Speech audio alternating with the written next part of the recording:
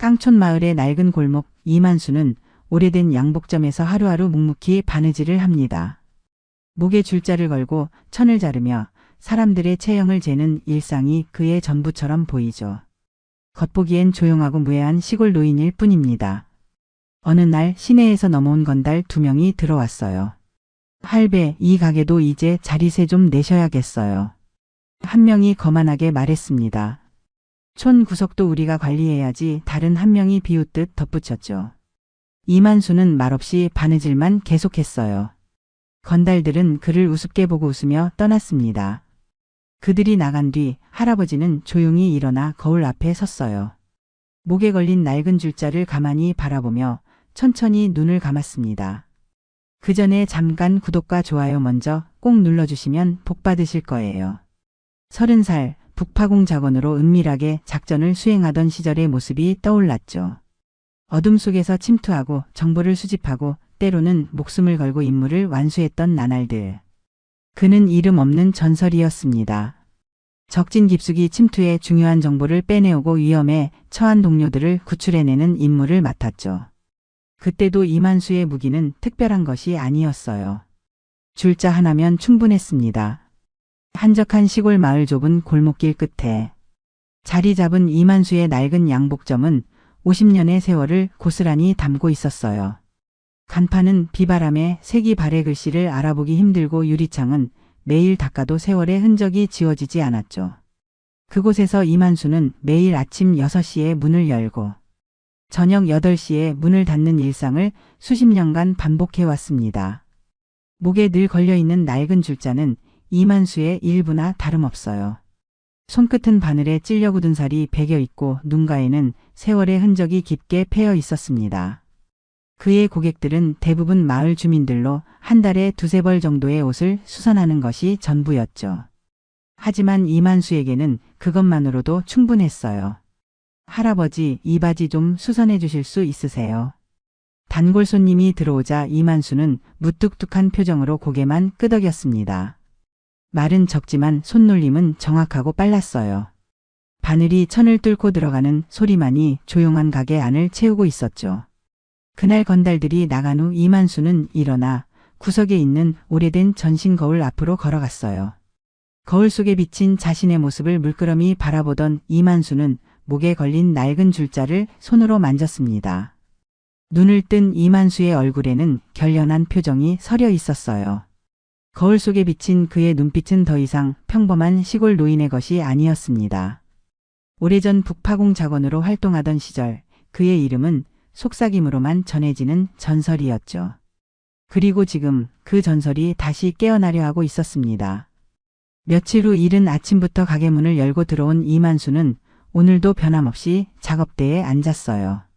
낡은 재봉틀 옆에는 어제 밤늦게까지 작업하던 신사복이 반쯤 완성된 채로 놓여 있었습니다. 마을 청년의 취업 면접용으로 꼼꼼하게 바느질한 흔적이 보였죠. 이 바느질이 그 애의 인생을 바꿀지도 모르지. 이만수는 중얼거리며 시를 정리했어요. 평생 그가 해온 일은 단순히 옷만 만드는 것이 아니었습니다. 사람들의 중요한 순간을 함께 준비하는 일이었죠. 점심시간이 지나고 우가 깊어갈 무렵 문밖에서 시끄러운 소리가 들려왔어요. 그리고 곧 문이 거칠게 열렸습니다. 이전에 왔던 건달 2명을 포함해 총 5명의 젊은 남자들이 가게 안으로 들어섰죠. 어이 할배, 기억하시죠? 자리세 받으러 왔습니다. 선두에 선 남자가 콧소리를 내며 말했어요. 키가 크고 마른 체격에 왼쪽 뺨에는 흉터가 있었습니다. 그들 중 가장 나이가 많아 보이는 아마도 두목 역할인 듯 했죠. 우리 백룡파 형님이 이 동네도 챙기라 하셨거든요. 다들 순순히 내고 있는데 할배만 버티면 곤란하죠. 또 다른 남자가 말했습니다. 이만수는 천천히 일어났어요. 그의 움직임에는 평소의 노인네 같은 느릿함이 없었죠. 등이 꼿꼿이 펴지고 어깨가 단단히 제자리를 잡았습니다. 이번엔 진짜 돈 내고 가셔야 할 겁니다, 어르신. 흉터 남자가 말했어요. 싫으면 가게 부숴야죠. 다른 건달이 협박하듯 말했습니다. 주변을 둘러보던 한 건달이 작업대 위에 가위를 집어들었어요. 이거 좋은 가위네? 내가 가져가도 되겠죠? 그는 비웃듯 말했습니다. 이만수는 조용히 목에 걸린 줄자를 손으로 쓸어내렸어요. 그리고 안경을 천천히 벗으며 말했죠. 이 줄자 관짝 길이도 잽니다. 순간 공기가 얼어붙은 듯 했어요. 건달들의 표정이 약간 흔들렸습니다. 그들이 예상했던 반응은 아니었죠. 노인의 목소리에는 공포를 불러일으키는 무언가가 있었어요. 차갑고 단단하며 오랜 시간 숨겨져 있던 무언가가 깨어나는 듯한 기운이 느껴졌습니다. 뭐라고요? 흉터 남자가 당황한 기색을 감추지 못했어요. 듣지 못했나? 이 줄자로 내 키도 재고 내 관짝 길이도 잴 수 있다는 뜻이야. 이만수의 눈빛이 변했습니다. 어제까지만 해도 온화하게 보이던 눈은 이제 무기와 같은 날카로움을 띠고 있었죠. 미쳤나? 감히. 흉터 남자가 주먹을 움켜쥐었어요. 그의 뒤에 있던 건달들도 점점 위협적인 자세를 취했습니다. 이만수는 줄자를 양손에 펼쳐들었죠. 그의 손에 들린 줄자는 이제 단순한 측정 도구가 아니었어요. 수십 년의 세월이 녹아든 무기였습니다. 그가 가만히 서 있는 모습은 마치 폭풍전의 고요함 같았죠. 어르신 마지막으로 묻습니다. 자릿세 내실 겁니다. 아닙니까? 이 흉터 남자가 마지막 경고를 했어요. 이만수는 대답 대신 미소만 지었습니다. 그 미소에는 오랜 세월 감춰왔던 비밀이 담겨 있었죠. 첫 번째 건달이 참지 못하고 주먹을 날렸어요. 이만수의 얼굴을 향해 날아오는 주먹은 빠른 속도로 공기를 가르며 다가왔습니다. 하지만 주먹이 목표에 닿기도 전에 이만수의 움직임이 시작됐죠. 순식간에 이만수는 한 걸음 옆으로 비켜서며 건달의 주먹을 피했어요. 그리고 거의 같은 시간에 그의 손에 들린 줄자가 공중에서 춤을 추듯 펼쳐졌습니다. 유연하게 휘어진 줄자는 마치 살아있는 뱀처럼 건달의 손목을 감아 단단히 고정시켰죠. 건달의 눈이 놀라움으로 커졌어요. 이만수는 줄자를 살짝 당기며 건달의 팔을 틀었습니다. 관절이 자연스러운 방향과 반대로 꺾이자 건달의 얼굴이 고통으로 일그러졌죠. 무릎이 꺾이며 바닥으로 쓰러졌어요. 이게 어떻게? 건달이 신음했습니다. 다른 건달이 등 뒤에서 이만수를 향해 달려들었어요. 하지만 이만수는 이미 알고 있었던 듯 고개도 돌리지 않고 뒤로 날카로운 발차기를 날렸습니다. 허공에서 발이 건달의 복부와 정확히 만나자 건달은 바람 빠진 풍선처럼 뒤로 날아갔죠. 으악! 두 번째 건달이 바닥에 쓰러졌어요. 세 번째 건달은 겁에 질려 움직이지 못했습니다. 눈앞에서 펼쳐지는 광경이 믿기지 않았던 것처럼 그저 서서 눈만 깜빡였죠. 이런 쓰레기 같은. 두목으로 보이는 흉터 남자가 이를 갈며 주머니에서 칼을 꺼냈어요.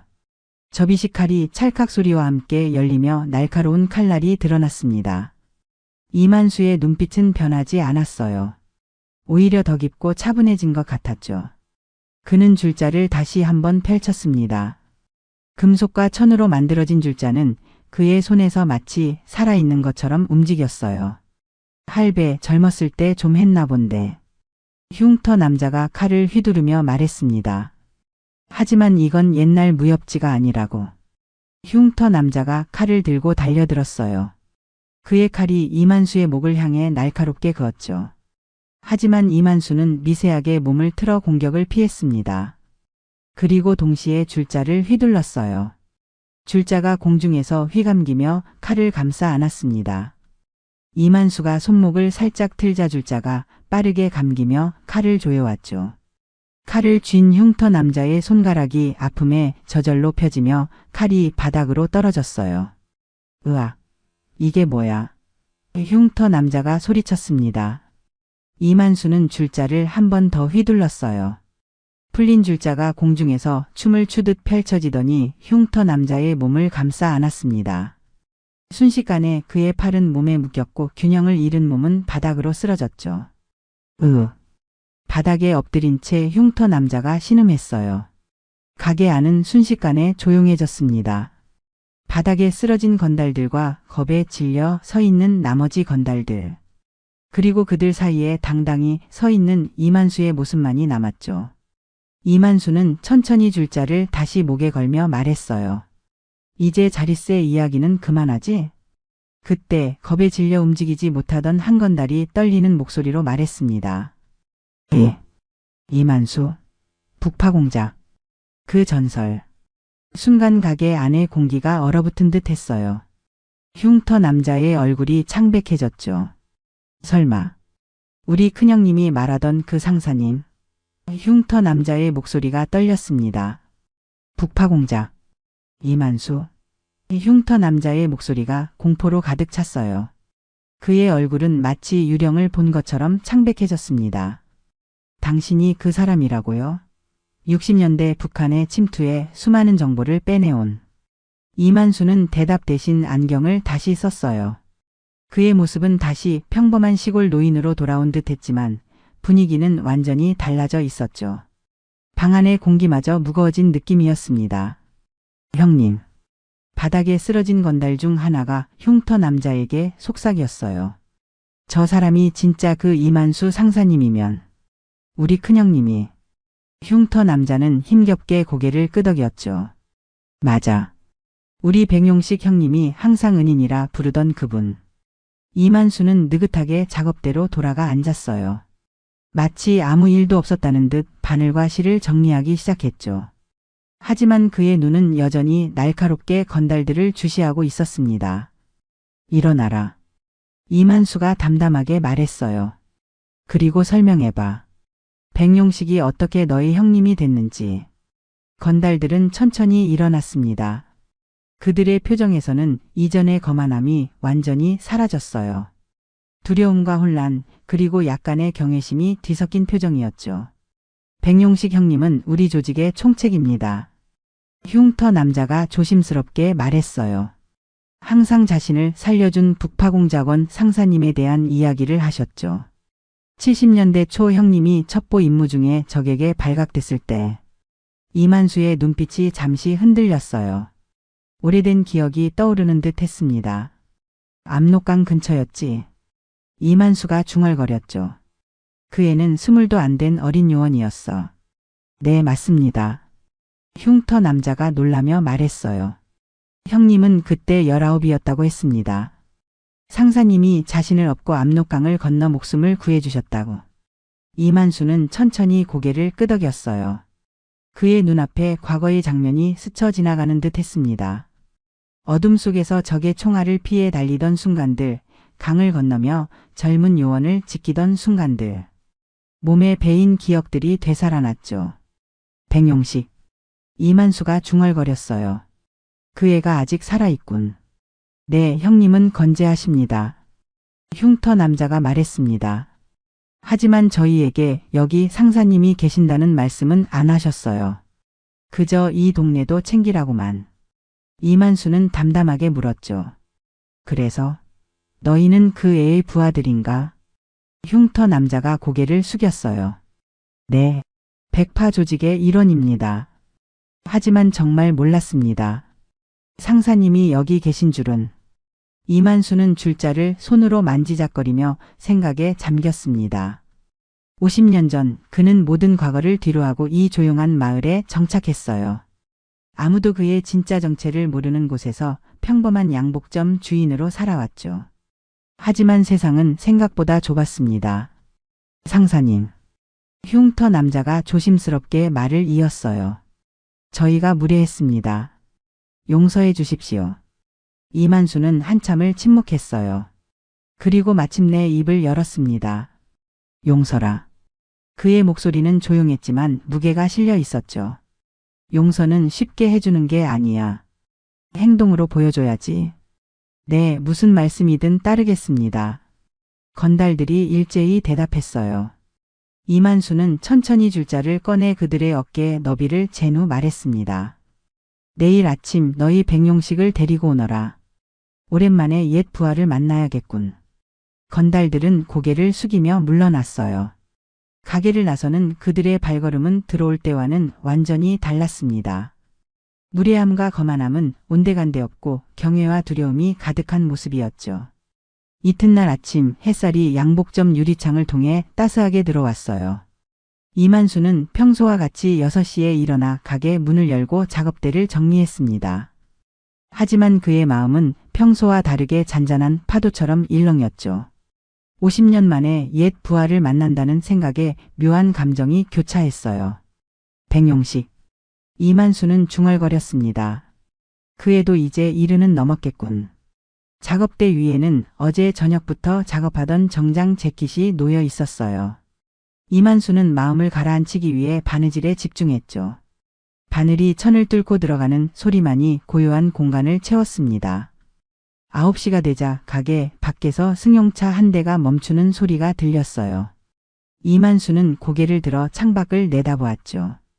검은색 고급 세단에서 정장을 차려입은 노인 한 명과 어제 왔던 건달들이 내리고 있었습니다. 문이 열리고 정장 차림의 노인이 들어왔어요. 흰 머리에 주름진 얼굴이었지만 여전히 단단한 체격과 날카로운 눈빛을 가진 사람이었죠. 그의 뒤로 건달들이 고개를 숙인 채 따라 들어왔습니다. 노인은 이만수를 보자 잠시 걸음을 멈췄어요.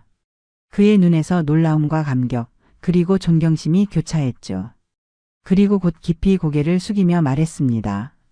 상사님, 저 백용식입니다. 그날 북쪽에서 절 구해주시고 사라지신 그때부터 평생 은인으로 모셨습니다. 이만수는 바느질하던 손을 멈추고 천천히 일어났어요. 백용식을 바라보는 그의 눈빛은 복잡했습니다.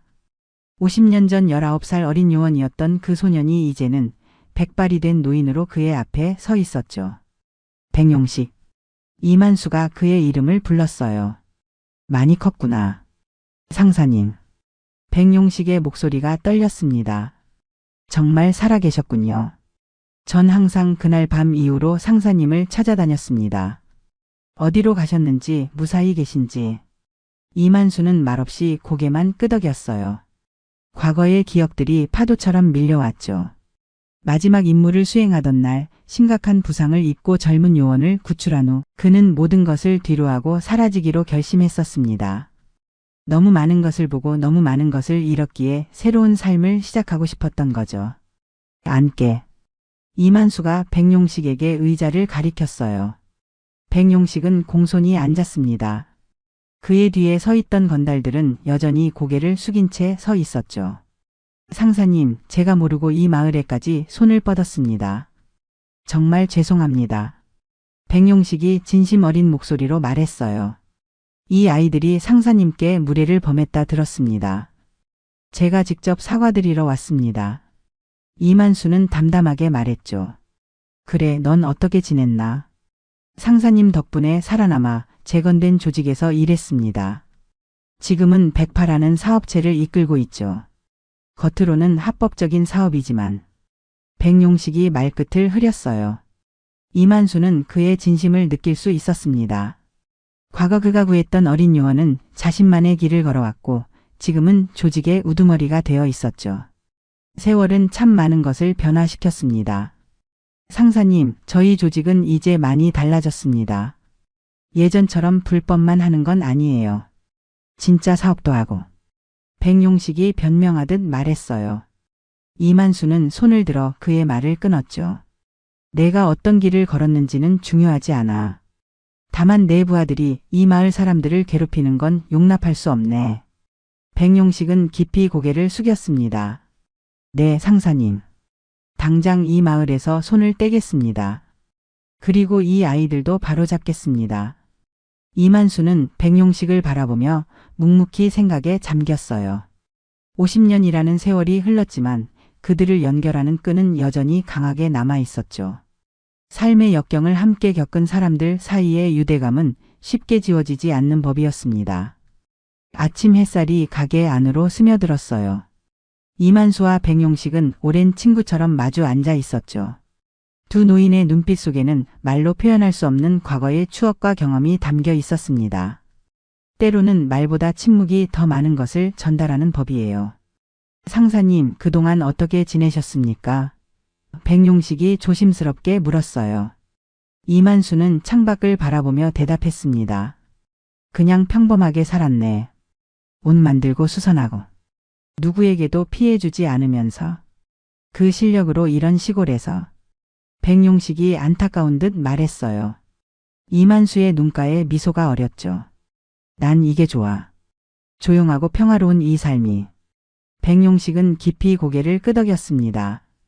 이만수의 선택을 존중하는 눈빛이었어요. 그때 가게 뒤편에 서 있던 건달 몇 명이 조심스럽게 앞으로 나섰죠. 선생님. 흉터 남자가 머뭇거리며 입을 열었어요. 어제 무례했던 점 정말 죄송합니다. 이만수는 그를 물끄러미 바라보았습니다. 이전의 날카로운 눈빛은 사라지고 연륜이 담긴 깊은 눈으로 그들을 응시했죠. 상사님. 흉터 남자가 고개를 깊이 숙이며 말을 이었어요. 저희도 이젠 제대로 살고 싶습니다. 이만수의 시선이 그들의 얼굴을 하나하나 훑었습니다. 거만함과 폭력성으로 가득했던 그들의 얼굴에서 이제는 다른 감정이 읽혔어요. 혼란, 부끄러움, 그리고 희미하게나마 변화하고 싶은 의지가 보였죠. 천천히 일어선 이만수는 작업대로 가서 줄자를 꺼냈어요. 그리고 흉터 남자에게 다가가 그의 어깨 넓이를 재기 시작했습니다. 뭐 하시는 겁니까? 흉터 남자가 당황해하며 물었어요. 이만수는 묵묵히 측정을 마치고 말했죠. 어깨 넓이는 충분하네. 이제 어디에 쓰느냐가 중요하지. 백용식이 그 말뜻을 이해했는지 미소 지었어요. 상사님은 항상 그러셨죠. 사람의 본질을 보시는. 이만수는 다른 건달들의 어깨도 차례로 재며 말했습니다. 어깨가 넓다는 건 짐을 많이 질 수 있다는 뜻이야. 남을 때리는데 쓸 수도 있고 남을 돕는데 쓸 수도 있지. 건달들은 조용히 그의 말을 새겼어요. 평생 폭력과 협박으로 살아온 그들에게 이만수의 말은 새로운 관점을 제시했죠.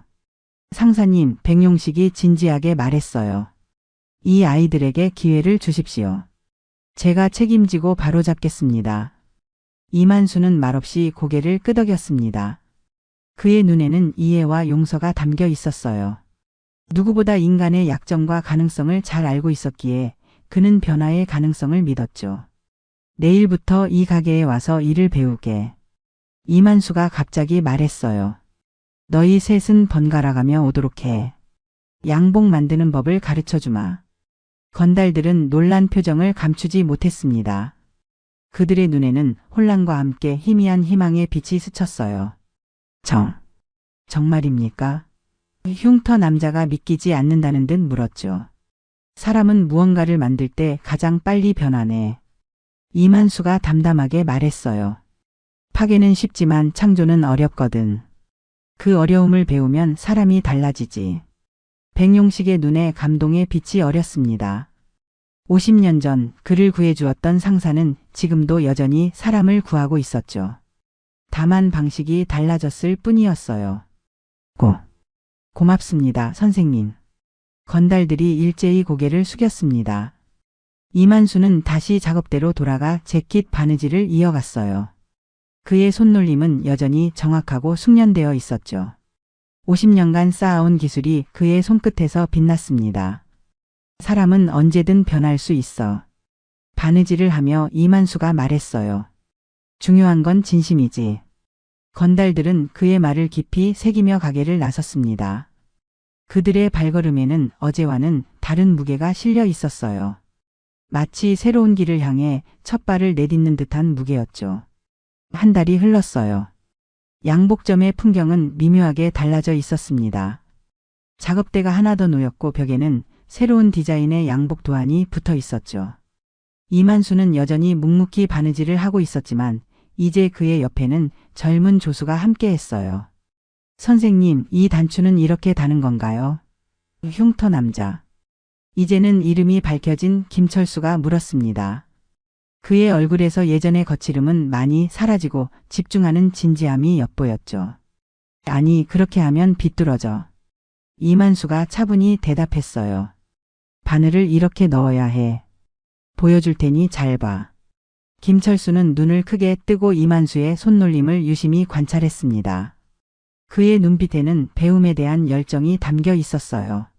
한 달 전까지만 해도 상상할 수 없었던 변화였죠. 문이 열리고 반듯한 정장을 입은 젊은 남자가 들어왔어요. 처음에는 누군지 알아보기 힘들었지만 가까이 다가오자 이만수는 그를 알아봤습니다. 백용식 밑에서 일하던 건달 중 한 명, 이제는 박준호라는 이름으로 불리는 청년이었죠. 선생님, 저 면접 보러 갑니다. 박준호가 긴장된 표정으로 말했어요. 이 양복. 마음이 달라집니다. 이만수는 일어나 그의 옷매무새를 정돈해 주었습니다. 단정하게 차려입은 정장은 박준호의 모습을 완전히 다르게 보이게 했어요. 더 이상 거리의 불량배가 아니라 사회의 첫 발을 내딛는 청년으로 보였죠. 넥타이가 조금 비뚤어졌군. 이만수가 넥타이를 바로 잡아주며 말했습니다. 긴장하지 마. 너의 진심이 전달될 거야. 박준호의 눈에 감사의 빛이 어렸어요. 선생님, 제가 이렇게 변할 줄은 몰랐습니다. 처음엔 그저 형님이 시켜서 왔는데. 이만수는 줄자를 손에 들고 그에게 보여주었죠. 길이는 내가 재주지. 하지만 걸어갈 길은 내가 정해야지. 박준호는 그 말의 의미를 깊이 새기는 듯 했어요. 그리고 결연한 표정으로 고개를 끄덕였습니다. 다녀오겠습니다. 박준호는 깊이 허리를 숙여 인사한 후 가게를 나섰어요. 이만수는 창밖으로 그의 뒷모습을 지켜보았습니다. 당당하게 걸어가는 젊은이의 모습에서 희망을 보았죠. 사람은 변할 수 있다는 그의 믿음이 현실이 되는 순간이었어요. 선생님, 정말 신기합니다. 김철수가 옆에서 말했어요.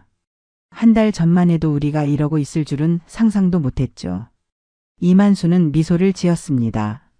사람은 누구나 가능성이 있어. 그걸 믿어주는 사람이 필요할 뿐이지. 작업대로 돌아온 이만수는 다시 바느질을 시작했어요. 그의 손끝에서 천과 실이 만나 하나의 작품으로 태어나는 과정은 마치 마법 같았죠. 오랜 세월 동안 단련된 솜씨였습니다. 선생님. 김철수가 조심스럽게 물었어요. 예전에 북파공 작원으로 활동하실 때 많이 힘드셨나요? 이만수는 바느질하던 손을 잠시 멈추었습니다. 그의 눈앞에 오래된 기억들이 스쳐 지나갔어요. 어둠 속에서의 임무, 생과 사의 경계를 오가던 순간들, 그리고 동료들과의 이별. 힘들지 않은 삶은 없어. 이만수가 천천히 대답했어요. 중요한 건 그 힘듦을 어떻게 받아들이느냐지. 김철수는 고개를 끄덕이며 다시 자신의 작업에 집중했습니다. 그의 손놀림은 아직 서툴렀지만 열심히 배우려는 의지가 엿보였어요. 창밖으로 마을 사람들이 오가는 모습이 보였죠. 평범한 일상을 살아가는 사람들. 이만수는 그들을 위해 자신의 기술을 쓰고 있었습니다. 더 이상 은밀한 임무를 수행하는 요원이 아니라 마을 사람들의 특별한 날을 위한 옷을 만드는 장인으로서 말이에요. 선생님, 저도 언젠가 선생님처럼 좋은 양복을 만들 수 있을까요? 김철수가 희망찬 목소리로 물었습니다. 이만수는 따뜻한 눈빛으로 그를 바라보았어요. 그럼. 시간과 노력만 있다면 누구든 가능해. 양복점에는 다시 조용한 바느질 소리만 남았습니다. 두 사람은 각자의 작업에 몰두했지만 그 공간에는 이제 따뜻한 연대감이 흐르고 있었어요. 스승과 제자로 또는 인생의 선배와 후배로. 그들은 새로운 관계를 만들어가고 있었죠. 가을이 깊어가는 오후 양복점 앞에는 단풍잎이 쌓여 있었어요. 이만수는 가게 앞을 쓸며 저 멀리 산자락을 바라보았습니다. 하늘은 맑고 푸르렀고 마을은 평화로웠죠. 그는 잠시 쓸던 빗자루를 멈추고 깊게 숨을 들이마셨어요. 할아버지, 안녕하세요. 학교를 마치고 돌아오는 아이들이 반갑게 인사했습니다. 이만수는 미소로 답하며 손을 흔들었어요. 예전에는 아이들조차 무서워하던 무뚝뚝한 노인이었지만 이제는 마을의 친근한 어른으로 자리 잡았죠. 변화는 서서히 찾아왔습니다. 가게 안으로 들어서자 김철수가 열심히 재단을 하고 있었어요. 이제 그는 혼자서도 간단한 수선을 할 수 있을 정도로 실력이 늘었습니다.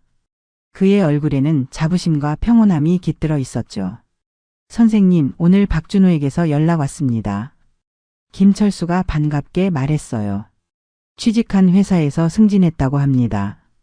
다음 주에 축하 자리에 꼭 와달라고 하네요.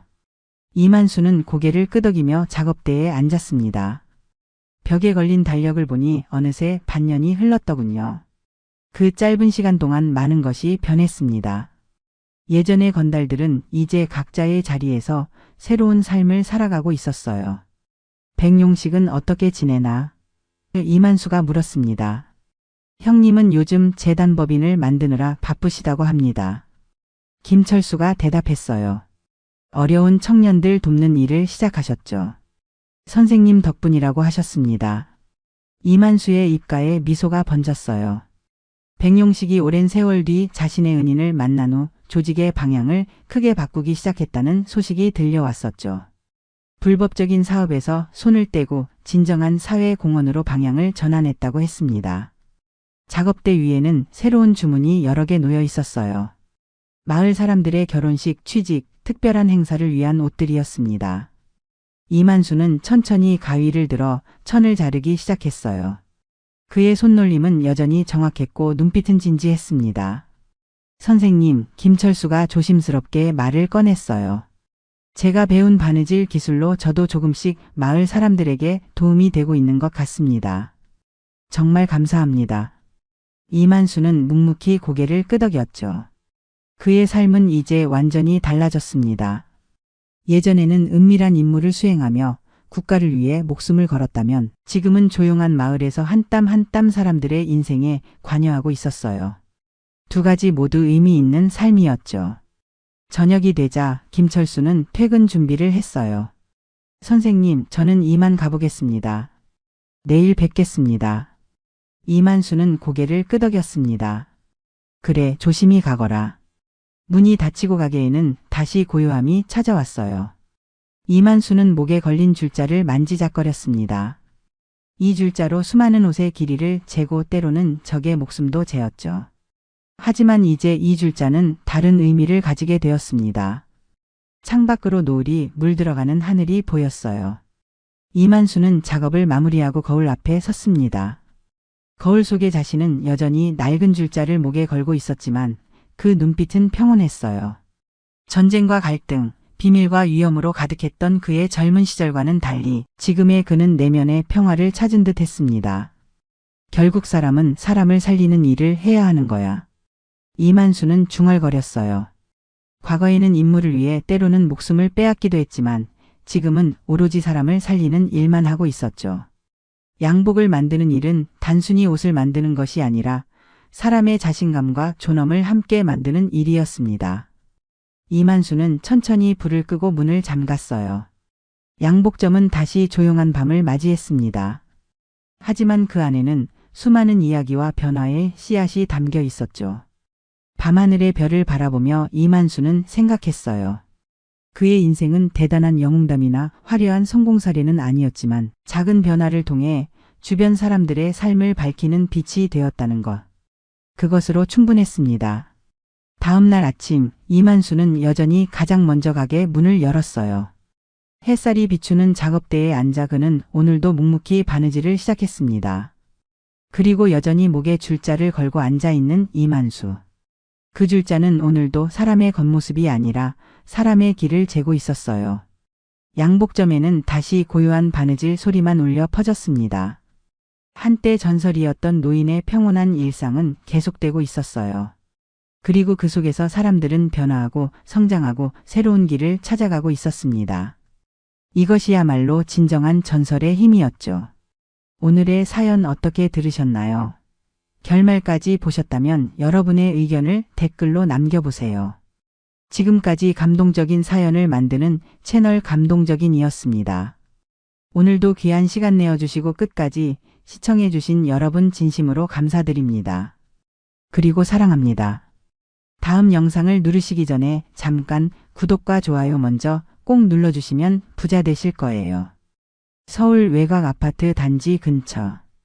이른 아침의 도로는 아직 차들이 많지 않습니다. 먼지 섞인 햇살이 아스팔트 위로 흩뿌려지는 가운데 이현식 할아버지의 리어카가 천천히 길을 지납니다. 이른을 훌쩍 넘긴 나이임에도 그의 걸음은 예상외로 힘이 있어요. 쇠로 된 리어카 바퀴가 아스팔트 위에서 끼익끼익 소리를 내며 돌아갑니다. 이현식은 잠시 걸음을 멈추고 땀을 닦습니다. 아직 아침인데도 이마에는 땀이 맺혔죠. 버려진 박스 하나를 발견하고 주워 리어카에 싣는 모습이 무척 능숙합니다. 수십 년 장인의 솜씨처럼 동작 하나하나가 정확하고 낭비가 없습니다.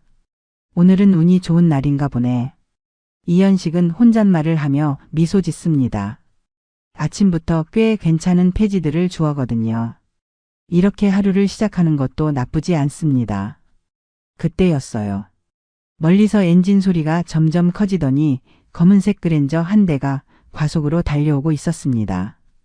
이현식은 본능적으로 리어카를 도로변으로 더 밀었죠. 하지만 그랜저는 속도를 줄이지 않고 그대로 달려오다가 이현식의 바로 앞에서 급브레이크를 밟았어요. 타이어가 아스팔트 위에서 끼익 소리를 내며 미끄러졌고 차는 리어카에서 겨우 30cm 정도 떨어진 곳에 멈췄습니다. 그 전에 잠깐. 구독과 좋아요 먼저 꼭 눌러주시면 복 받으실 거예요. 뭐야, 이 할배가 도로 한가운데서 뭐 하는 거야? 차 문이 열리면서 고급 양복을 차려입은 남자 넷이 내렸습니다. 모두 짧게 깎은 머리에 선글라스를 쓰고 있었어요. 가장 먼저 내린 남자가 이현식에게 다가왔습니다. 할아버지, 눈이 안 보이십니까? 우리 차 긁을 뻔했잖아요. 이현식은 고개를 숙이며 정중하게 사과했습니다. 죄송합니다. 제가 주의가 부족했네요. 다음부터는 더 조심하겠습니다. 조심? 그런 걸로 될 일입니까? 이 차가 얼마짜리인지 아세요? 다른 남자가 리어카를 발로 찾아 리어카 위에 쌓아둔 폐지 몇 장이 땅으로 떨어졌죠. 이현식은 말없이 그것을 주워 다시 리어카에 올려놓았습니다. 그의 손은 주름지고 거칠었지만 동작은 놀라울 정도로 정확하고 빨랐어요. 야, 됐어. 시간 낭비하지 말고 가자. 처음 말했던 남자가 동료들을 불렀습니다. 그들은 이현식을 비웃으며 다시 차에 올랐고 그랜저는 요란한 엔진 소리를 내며 달려갔어요. 이현식은 그들이 떠난 뒤에도 한동안 그 자리에 서 있었습니다. 그의 눈빛이 순간 날카롭게 변했다가 다시 원래의 잔잔한 모습으로 돌아왔죠. 그는 깊은 숨을 한번 내쉬고 다시 리어카를 끌기 시작했습니다. 하지만 그의 발걸음은 이전보다 무거워 보였어요. 이현식은 작은 단칸방으로 돌아왔습니다. 문을 열자 70년 인생이 고스란히 담긴 방 안이 눈에 들어왔어요. 깔끔하게 정돈된 이불, 벽에 걸린 옛 군복과 무공훈장이 그의 과거를 증명하고 있었죠. 그는 피로한 몸을 잠시 의자에 기대며 깊은 숨을 내쉬었습니다. 이제는 아무도 기억해주지 않는군. 벽에 걸린 낡은 사진 한 장을 바라봅니다. 젊은 시절 북파공작원 특수부대 시절의 모습이었어요. 20대의 이현식은 당당한 표정으로 카메라를 응시하고 있었습니다. 그 시절 그는 최정예 요원이었죠. 어릴 적부터 수련한 무술 실력은 동료들 사이에서도 따라올 자가 없었고 실전에서는 무장 공비 수십 명을 상대로 생존했던 전설적인 인물이었습니다. 특히 30년 전 그 작전은 아직도 선명하게 기억에 남아 있었어요. 북한과의 접경 지역에서 지뢰 제거 작전 중 적의 기습 공격을 받았을 때였습니다. 이현식은 부상당한 부하들을 모두 구출했고 홀로 남아 지뢰밭을 통과해 중요 정보를 확보했죠. 그 공로로 무공훈장까지 받았지만 임무의 특성상 그의 업적은 세상에 알려지지 않았습니다. 이현식은 조용히 일어나 방 한켠에 있는 작은 공간으로 향했어요. 그리고 매일 하던 것처럼 새벽 체조를 시작했습니다. 나이가 들었지만 그의 몸은 여전히 군인의 기본기를 유지하고 있었죠. 스트레칭, 팔굽혀펴기, 명상까지. 1년의 루틴을 마친 후 이현식의 표정은 한결 밝아졌습니다. 그래도 살아있음에 감사해야지. 저녁 후 현실은 냉혹했어요. 특수임무를 수행했던 그에게 주어진 보상이라곤 작은 연금뿐이었습니다. 가족은 그의 장기부재와 불안정한 생활에 지쳐 떠났고 사업에 실패한 후에는 신용불량자가 되었죠. 결국 그가 선택한 마지막 생계수단이 폐지를 주워 파는 일이었습니다. 아침 식사는 간단했어요. 밥 한 공기와 김치 한 조각. 이현식은 오래전부터 소박한 식사에 만족하는 법을 배웠습니다. 그는 천천히 음식을 씹으며 오늘의 계획을 세웠어요. 남부 아파트 단지 쪽으로 가면 폐지가 많이 나올 테니까 그쪽으로 향해야겠다고 생각했죠. 식사를 마친 이현식은 낡은 모자를 쓰고 다시 리어카를 끌기 위해 밖으로 나갔습니다. 리어카는 그의 유일한 재산이자 생계 수단이었어요. 낡았지만 튼튼했고 이현식이 직접 손질한 바퀴는 잘 굴러갔습니다. 이현식은 리어카를 끌며 거리로 나왔어요. 지나가는 사람들은 그저 평범한 폐지 줍는 노인으로만 봅니다. 누구도 그가 한때 나라를 위해 목숨을 걸었던 영웅이었다는 사실을 알지 못하죠. 하지만 이현식은 그것에 연연하지 않았습니다. 시대가 변했고 그는 그저 자신의 삶을 살아갈 뿐이었어요. 동네를 한 바퀴 돌며 이현식은 버려진 종이와 박스들을 차곡차곡 모았습니다. 폐지를 주워 쌓아가는 동안 아침에 마주쳤던 조폭들의 모습이 문득 생각났어요. 그의 눈빛이 다시 한번 차갑게 변했습니다.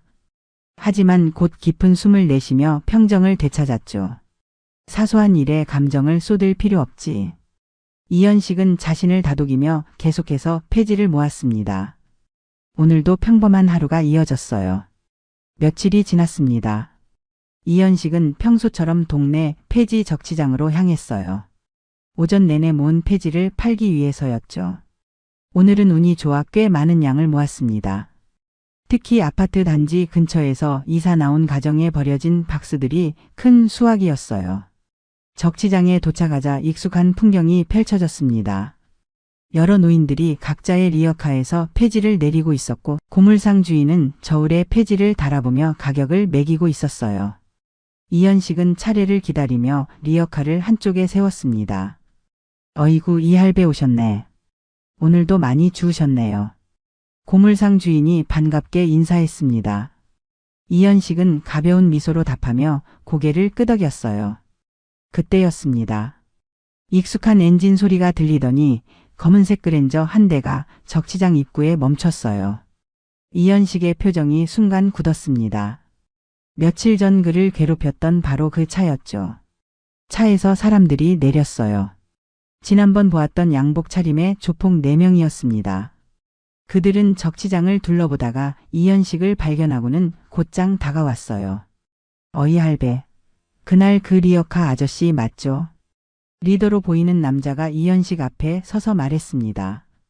주변의 다른 노인들은 상황을 보고 조용히 자리를 피했어요. 고물상 주인도 어색한 미소를 지으며 안으로 들어갔습니다. 제가 뭐 잘못했습니까? 이현식은 차분하게 물었어요. 잘못이라. 특별히 잘못한 건 없는데 이 리어카가 우리 사무실 앞에 자주 보이더라고요. 보기 싫거든요. 이제부터 저쪽 구역으로는 다니지 마세요. 이현식은 고개를 들어 그의 눈을 바라봤습니다. 저는 그저 폐지를 주우러 다닐 뿐입니다. 누구의 구역도 침범할 생각은 없어요. 뭐 이 할배가 말대답이야. 다른 조폭 하나가 앞으로 나서며 리어카를 발로 찼습니다. 리어카가 흔들리며 일부 폐지가 바닥에 떨어졌어요. 야, 그냥 밀어버릴까? 이 구린내 나는 거. 세 번째 조폭이 리어카를 손으로 밀었습니다. 이현식의 눈빛이 변했어요. 하지만 그는 여전히 침착함을 유지했습니다. 괜히 시비 걸지 마십시오. 그냥 가세요. 어이 할배가 협박하나? 리더가 웃으며 이현식의 어깨를 잡으려 했어요. 바로 그 순간이었습니다. 이현식의 손이 번개같이 움직였어요. 그는 손끝으로 정확히 리더의 손목혈을 눌렀습니다. 리더는 갑자기 팔에 힘이 빠지는 것을 느꼈고 비명을 지르기도 전에 무릎이 꺾였죠. 뭐야? 다른 조폭들이 놀라 소리쳤습니다.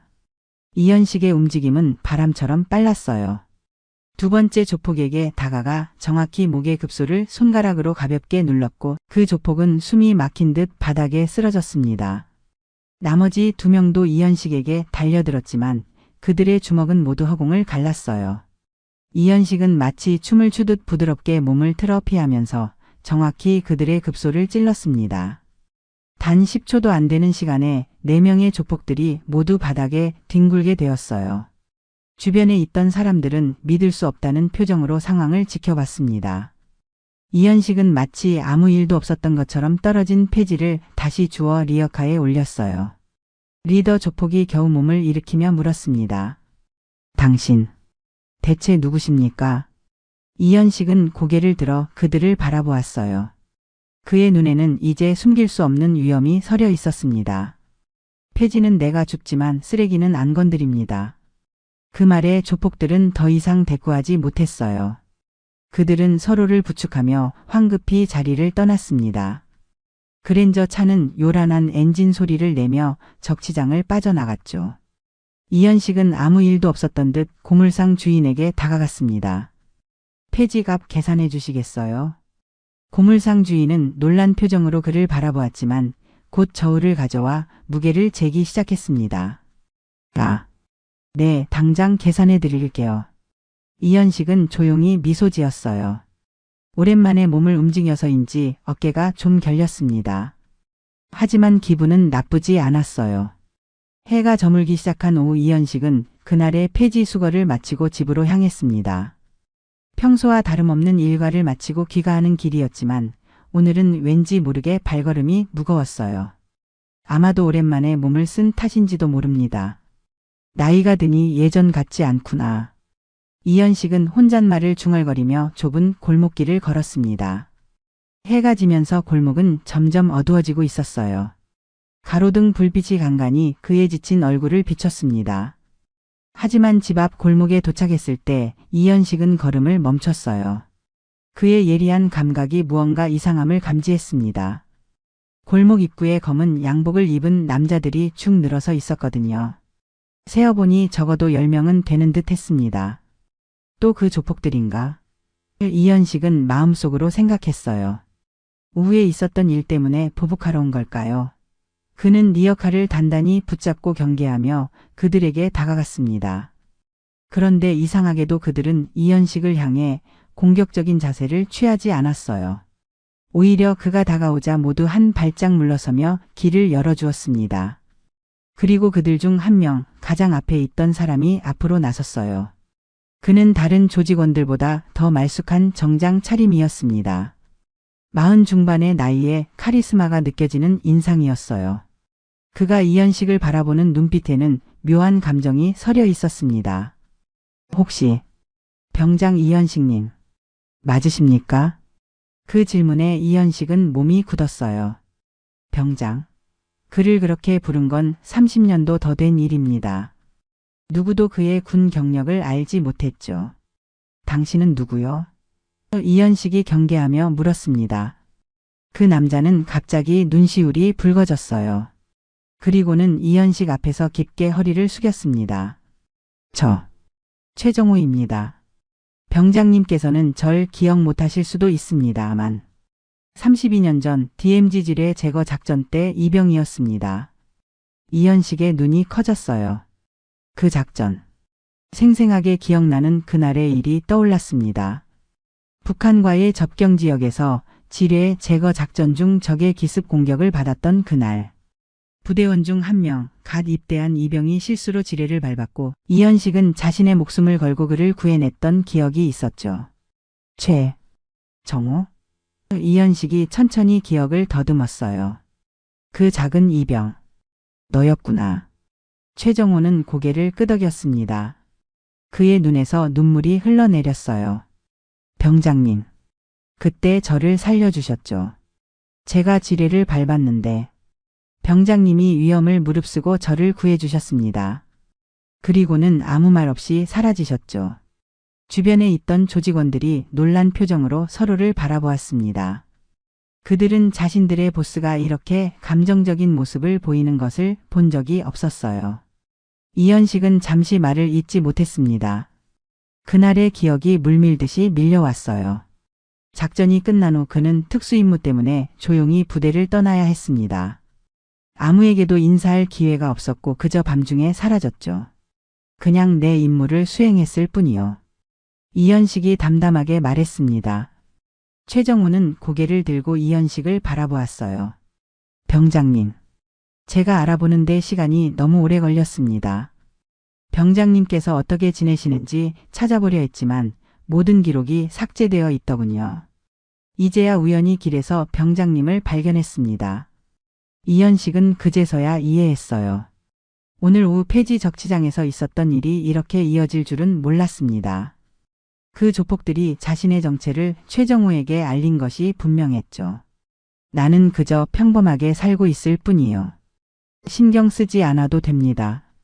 이현식이 말했어요. 평범하게 사신다고요? 리어카를 끌고 폐지를 주우시면서 최정우의 목소리가 떨렸습니다. 그는 주변을 둘러보더니 손짓으로 조직원들을 물러서게 했어요. 병장님, 저희 좀 더 조용한 곳에서 얘기 나눌 수 있을까요? 이현식은 잠시 생각에 잠겼습니다. 그는 최정우의 정체를 어렴풋이 짐작할 수 있었어요. 정장 차림, 그를 둘러싼 수많은 부하들.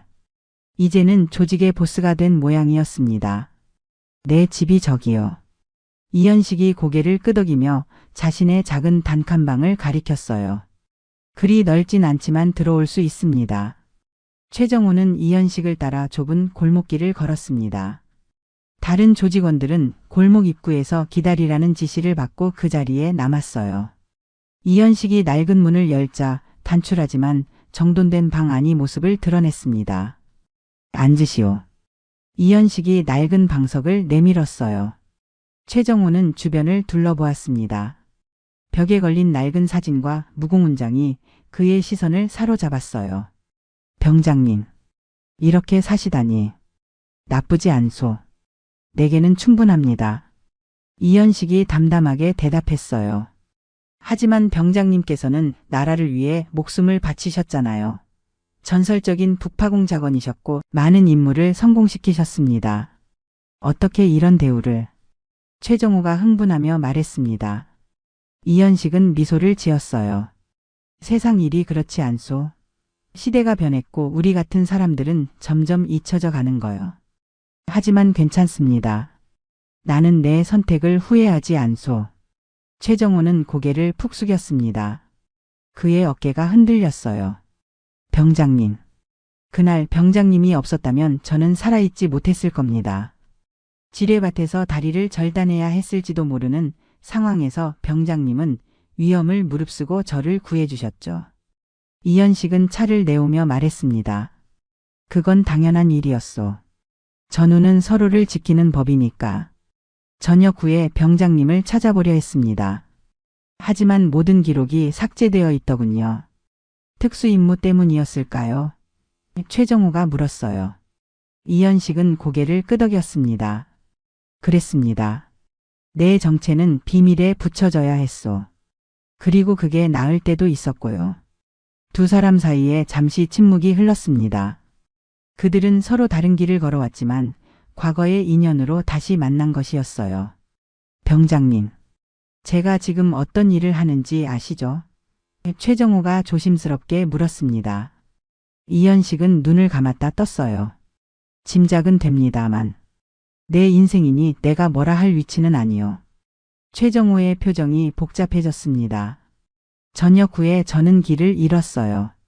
적응하기 어려웠고. 그러다 보니 이런 길로 들어서게 됐습니다. 이제는 꽤 큰 조직을 이끌고 있지만 그는 말을 멈추고 깊은 한숨을 내쉬었어요. 후회하고 있는 거요? 이현식이 물었습니다. 매일 밤 고민합니다. 이게 제가 가야 할 길인지. 병장님을 다시 뵙고 나니 더욱 혼란스럽네요. 최정우가 솔직하게 고백했어요. 이현식은 생각에 잠겼습니다. 그는 차 한 모금을 마시고 천천히 말했어요. 내가 내 인생까지 대신 살아줄 순 없소. 내가 내 몫을 살아온 거요. 하지만 지금이라도 돌아볼 수 있다면 그건 내 선택이요. 최정우의 눈에 결심이 서렸습니다. 그는 갑자기 바닥에 무릎을 꿇고 큰 절을 올렸어요. 병장님, 그 은혜 평생 못 잊고 살았습니다. 이제라도 제대로 갚게 해주십시오. 이현식은 당황했습니다. 무슨 소리요? 일어나게. 병장님께 모든 것을 바치겠습니다. 제 재산, 조직 모든 것. 최정우가 간절히 말했어요. 이현식은 고개를 저었습니다. 그런 게 필요하지 않소. 내게 필요한 건 그런 것이 아니요. 그럼 제가 무엇을 해드릴 수 있을까요? 최정우가 물었습니다. 이현식은 깊은 숨을 내쉬었어요. 내가 정말 변하고 싶다면 그것이 내게 줄 수 있는 가장 큰 선물일 것이요. 최정호의 눈에 눈물이 고였습니다. 그는 천천히 자리에서 일어났어요. 40이 넘은 중년 남성의 얼굴에 소년 같은 표정이 어렸습니다. 마치 30년 전 그 이병의 모습으로 돌아간 듯 했어요. 병장님, 정말 그것만으로 충분하신가요? 이현식은 미소 지었습니다. 사람이 어떻게 살아가느냐가 중요한 거요. 나는 내 방식대로 살아가고 있고 그것에 만족하고 있어. 당신도 자신의 길을 찾아야 합니다. 최정호는 주머니에서 명함 한 장을 꺼내 테이블 위에 올려놓았어요. 겉으로는 건설회사 사장입니다만 뒤로는 다른 일을 하고 있죠. 하지만 이제는 정말 달라지고 싶습니다. 이현식은 명함을 바라보았지만 손을 뻗지는 않았어요. 무엇이 당신을 그런 길로 이끌었어? 처음에는 생존이었습니다. 군 제대 후 아무것도 할 줄 아는 게 없었어요. 그러다 점점 돈과 권력에 매료되었죠. 최정호가 고개를 숙였습니다. 하지만 이제 와서 생각해보면 그 모든 것이 허망하게 느껴집니다. 이현식은 고개를 끄덕였어요. 나이가 들면 그런 깨달음이 오는 법이지. 늦지 않았소. 지금이라도 바른 길로 돌아갈 수 있소. 어떻게 시작해야 할까요? 최정호가 진심으로 물었습니다. 이현식은 잠시 생각에 잠겼어요. 그리고 문득 아이디어가 떠올랐습니다.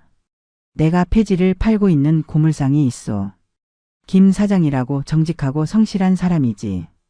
그곳에서 일을 배워보는 건 어떻겠어? 진짜 사람들의 삶을 경험하는 거요. 최정호의 눈이 커졌어요. 그는 잠시 말을 잇지 못했습니다. 고물상에서요? 저 같은 사람이. 그렇소. 가장 낮은 곳에서 시작하는 거요. 그래야 진정한 변화가 가능하지 않겠소? 이현식이 진지하게 말했습니다.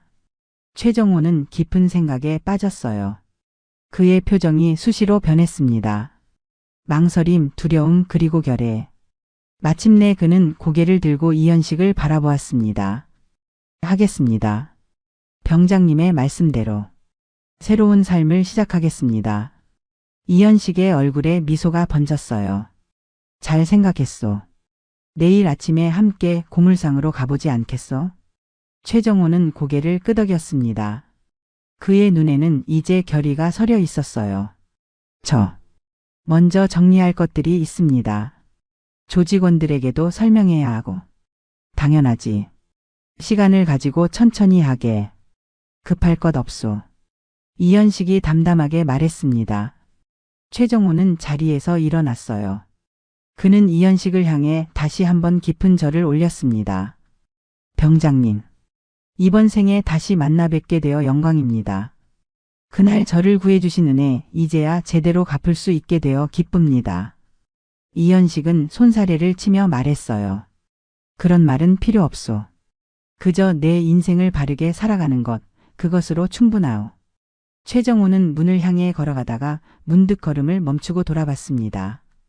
병장님, 제가 도움을 드려도 될까요? 이 생활 환경이. 이현식은 고개를 저었어요. 아니요. 나는 이 생활에 만족하고 있어. 내게는 이 정도가 충분하오. 최정호는 더 이상 말하지 않고 고개를 숙였습니다. 그리고 조용히 방을 나갔어요. 이현식은 창문으로 그가 떠나는 모습을 바라보았습니다. 골목 입구에서 기다리던 조직원들이 그에게 다가갔지만 최정호는 짧게 뭔가를 지시하고는 혼자 걸어갔어요. 이현식은 깊은 한숨을 내쉬었습니다. 오늘은 정말 긴 하루였죠. 그는 벽에 걸린 낡은 사진을 바라보았어요. 젊은 시절의 자신과 전우들의 모습이 그를 바라보고 있었습니다. 세상은 참 이상하게 돌아가는구나. 이현식은 중얼거렸어요. 그리고 평소처럼 잠자리를 준비했습니다. 내일도 여전히 폐지를 주우러 나가야 했으니까요. 이튿날 아침 이현식은 평소처럼 일찍 일어났습니다. 해가 뜨기 전부터 일어나 몸을 풀고 간단한 아침 식사를 마쳤어요. 리어카를 끌고 밖으로 나가려는 순간 골목 입구에서 누군가가 그를 기다리고 있는 모습이 보였습니다. 최정호였어요. 하지만 어제와는 완전히 다른 모습이었습니다.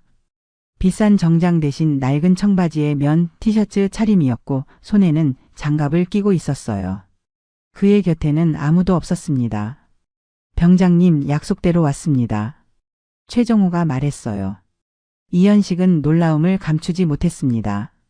솔직히 말해서 그는 최정호가 정말로 나타날 거라고 기대하지 않았어요. 하룻밤 자고 나면 마음이 바뀔 거라 생각했죠.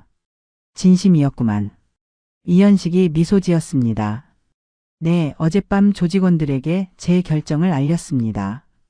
앞으로는 더 이상 불법적인 일에 관여하지 않을 거라고요. 최정호가 진지하게 말했어요. 그들이 쉽게 받아들였어? 이현식이 물었습니다.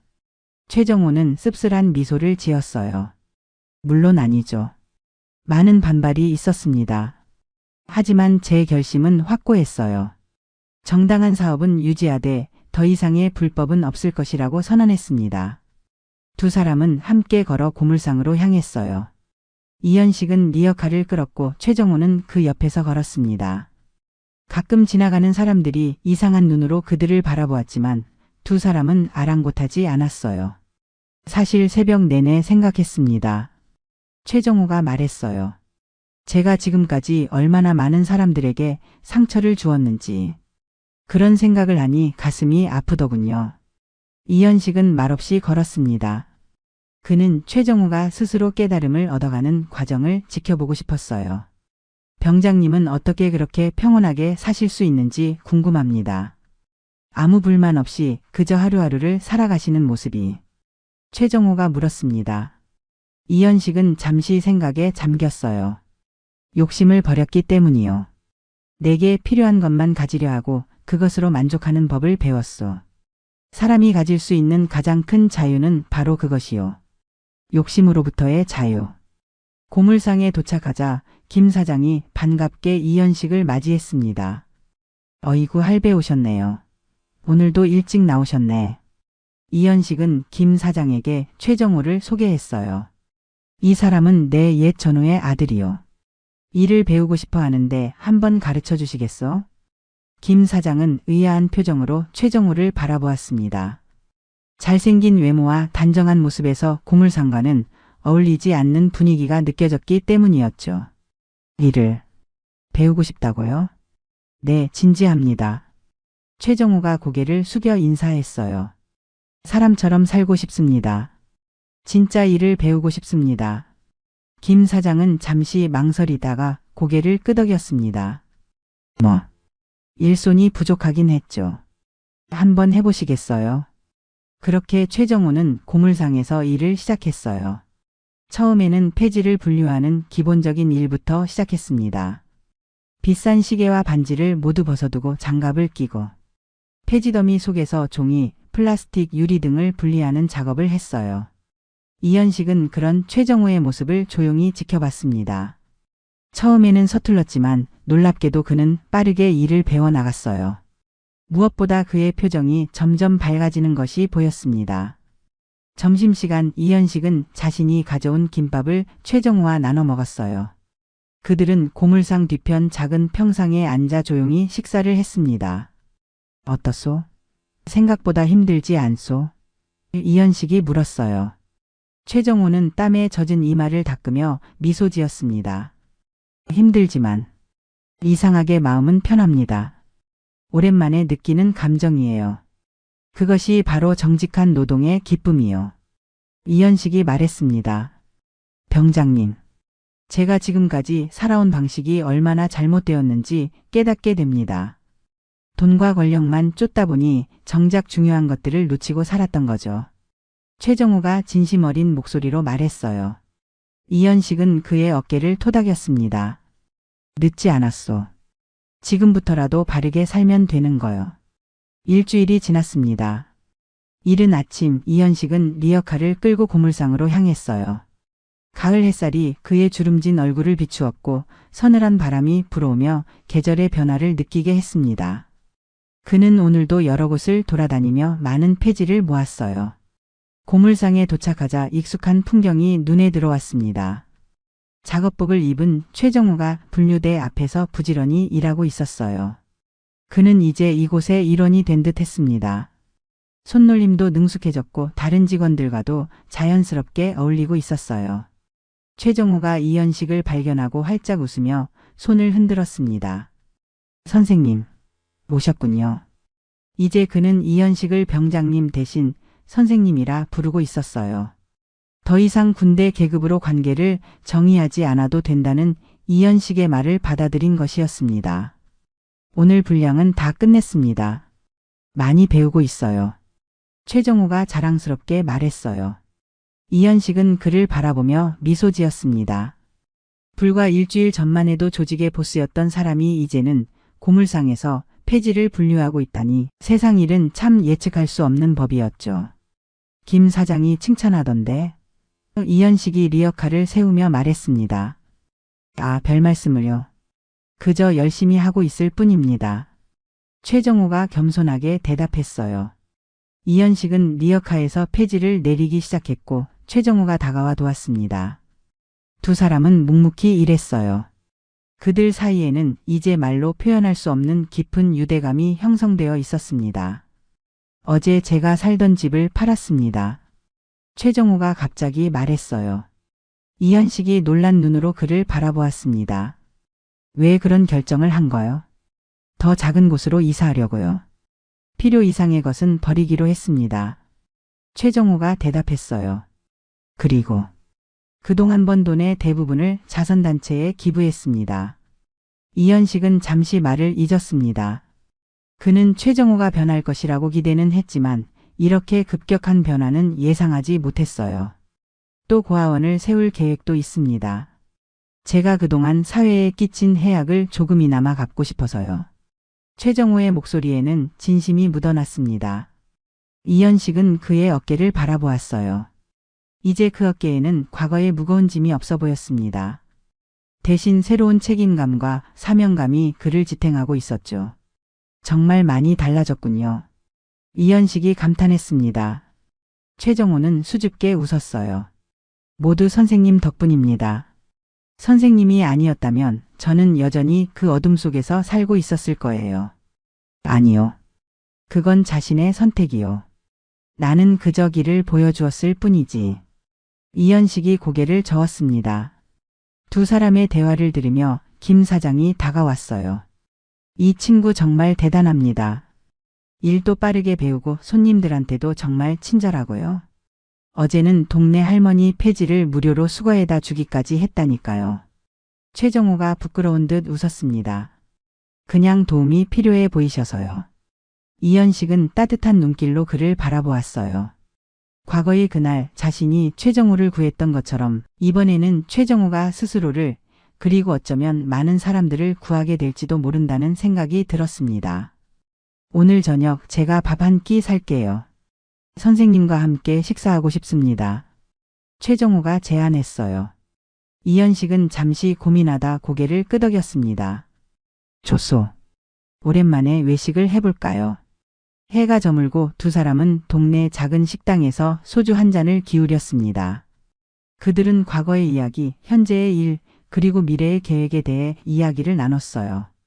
서로 다른 삶을 살아왔지만 이제 그들은 같은 방향을 바라보고 있었습니다.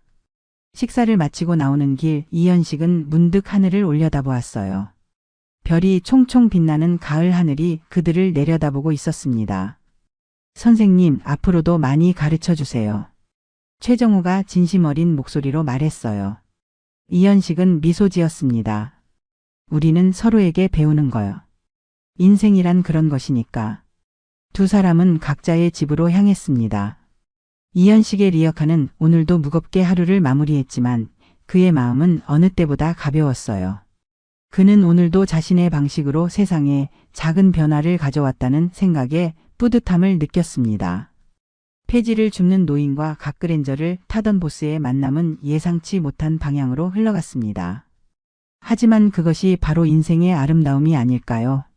예상할 수 없는 만남, 그리고 그 만남을 통한 성장과 변화. 이현식의 리어카는 앞으로도 계속해서 서울의 거리를 지나갈 것입니다.